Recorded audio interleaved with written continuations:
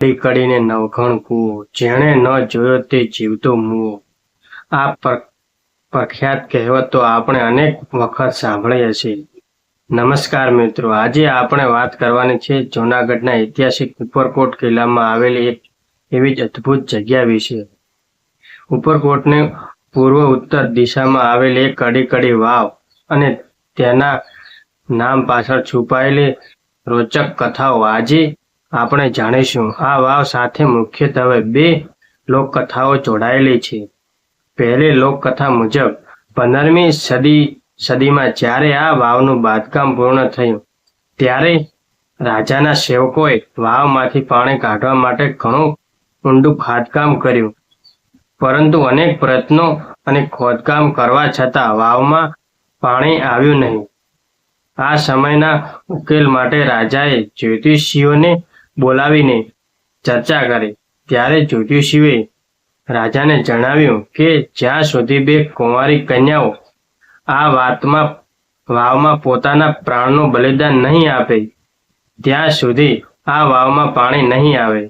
કહેવાય છે કે આ કન્યાઓએ પ્રજા માટે પોતાના જીવનું બલિદાન આપ્યું અને વાવમાં પાણી આવ્યું. આ બે મહાન કન્યાઓના નામ પરથી જ આ વાવનું નામ અડીકડી વાવ પડ્યું. બીજી લોકકથા મુજબ એવું જાણવા મળે છે કે કોઈ ચોક્કસ કારણસર કે ડરના લીધે નગરનું કોઈ પણ વ્યક્તિ આ વાવમાંથી પાણી ભરવા રાજી નહોતું.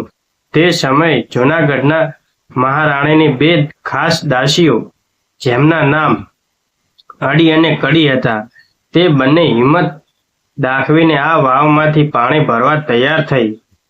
તેમની આ હિંમત અને સેવાની ભાવનાને માન આપીને આ વાવને અડીકડી વાવ તરીકે ઓળખવામાં આવી. જોકે અહીં લગાવવામાં આવેલી તકદી અને ઇતિહાસમાં પુરાવો અનુસાર આ વાવનું મૂળ કે સાચું નામ શું હતું તે વિશે કોઈ સ્પષ્ટ માહિતી પ્રાપ્ત થતી નથી. જો અડીકડી વાવની વિશિષ્ટતાની વાત કરીએ તો આ આખી વાવ જમીનમાં એક જ વિશાળ પથ્થરને કોતરીને બનાવવામાં આવી છે. વાવમાં નીચે પાણી સુધી ઉતરવા માટે આશરે 176 જેટલા પગથિયા કોતરવામાં આવ્યા છે. આ વાવ આશરે 143 ફૂટ લાંબી અને 124 ફૂટ જેટલી ઊંડી છે. આ વાવમાં બાંધકામની આ બાબત એ સમયની ઇન્જિનિયરોની કુશળતા અને જટિલ સ્તરમાંથી જળ સ્ત્રોત શોધવાની અદ્ભુત કળાને વ્યક્ત કરે છે. તો મિત્રો, અડીકડી વાવ અને નવઘણ કૂવો, જેણે ન જોયો તે જીવતો મૂવો. આ કહેવત એકદમ સાચી છે. જેણે આ અદ્ભુત ઐતિહાસિક જગ્યાની મુલાકાત નથી લીધી તેનો ભવ્ય ઇતિહાસ જોવાનો લાહવો ચૂકી જવાય છે. તો મિત્રો, આ હતો આજનો વિડીયો. જો તમને આ માહિતી ને વિડીયો પસંદ આવ્યો હોય તો અમારી ચેનલને સબસ્ક્રાઇબ કરવાનું ભૂલતા નહીં. વિડીયોને લાઇક કરો અને તમારા મિત્રો સાથે શેર કરો. મળીએ એક નવા વિડીયોમાં અને નવા ઇતિહાસ સાથે.